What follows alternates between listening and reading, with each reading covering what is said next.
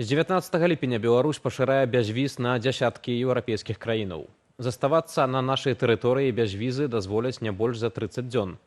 Падзея ўжо выклікала незадаволеныя каментары ў Расіі, як і нядаўнія заявы Лукашэнкі пра дээскалацыю на беларуска-украінскай мяжы. У авангардзе нападак на свайго хаўрушніка так званыя Z-патрыёты, але ўжо чуваць галасы і з расійскай Дзярждумы. Уладзіслаў Корсак працягне. Беларусь пашырае бязвіз. Акрамя грамадзянаў Польшчы, Літвы і Латвіі, у нашу краіну без дазволу змогуць уехаць грамадзяне яшчэ 35 дзяржаваў. Большасць з іх заходнееўрапейскія. Бязвіз пашыраны рашэннем Лукашэнкі. Улады хочуць зрабіць такую палітыка-прапагандысцкую акцыю, піараўскую акцыю, зрабіць на кантрасце з тым, што робяць суседзі. А суседзі робяць зараз пэўныя рэчы, якія абцяжарваюць беларускім грамадзянам паездкі ў краіны еўразвязу. Між тым, самалётам з Еўропы ў Беларусь не прыляціш, а большасць наземных пунктаў пропуску зачыненыя. Паводле Белстату, колькасць турыстычных паездак замежных грамадзян у Беларусь летась склала крыху больш за 5,5 мільёнаў, пераважна з краінаў СНД. Агульная ж лічба турыстаў амаль у 2 разы меншая, чымся ў дакавідныя часы. Выразнага эканамічнага эфекту ад пашырэння бязвізу чакаць наўрад ці варта, мяркуе Паўлюк Быкоўскі. На што ж разлік? Убачыць, што в Мінску чыстенька, что в крамах есть товары, что люди не голодные, бяспечна на улицах и так далее, и так далее. И убачыць, что цены нашмат што даволі нізкія. А что там адбываецца с іншадумцамі, что адбываецца с вернікамі и так далее. Все гэта не укладаецца у вокны турыстычнага аўтобуса.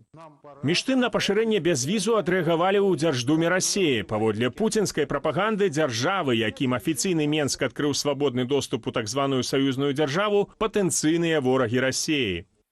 Навошта трэба было дазваляць бязвізавы ўезд, ведаючы, што на гэта ніяк не адрэагуюць краіны еўрапейскага звязу? Мне відавочна, што ніякай узаемнасці ў гэтым пытанні не будзе. Бязвіз толькі адзін з фактараў незадаволенасці Расіі. Напрыканцы мінулага тыдня Лукашенко правёў нараду, на якой заявіў пра дээскалацыю на мяжы з Украінай. Остальных места постоянной дислокации отводил. Пазней старшыня КДБ Церцель дадаў, што Украіна адвяла войскі ад беларускай мяжы яшчэ ў пачатку ліпеня, ды адзначыў стрыманасць украінскага боку. І тут не вытрымалі расійскія Z-блогеры.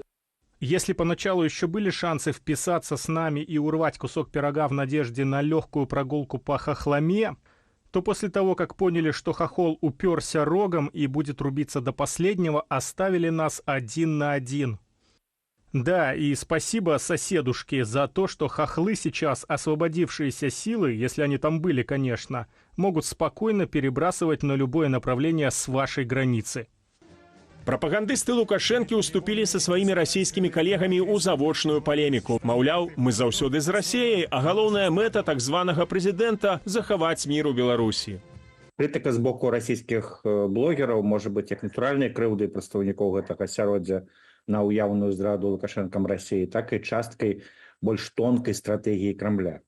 Такая крытыка дазваляе Крамлю захаваць пэўную дыстанцыю і не скампраметаваць Лукашэнку ў вачах заходняй аўдыторыі, бо яна дазваляе захаваць Беларусь як патэнцыйны канал камунікацыі з Захадам, не выклікаючы празмернага падазрэння.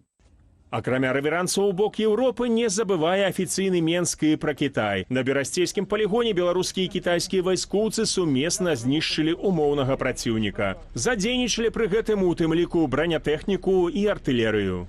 Лукашенко важно иметь баланс российского влияния и в лице Китая. Для Лукашенко, для его легитимизации важно, чтобы он был признан не только Россией. Тым часам у паветранай прасторы Беларусі незразумелым чынам пачалі з'яўляцца расійскія дроны-камікадзе. Ужо 4 за тыдзень. Не вельмі гэта падобнае на памылку, тому что памылка 1 раз, другі раз, а калі ўжо 4 разы за кароткі перыяд, то это уже некія сігналы. Афіцыйнай рэакцыі ўладаў Беларусі на гэтыя сігналы дагэтуль няма. Уладзіслаў Корсак, Белсат.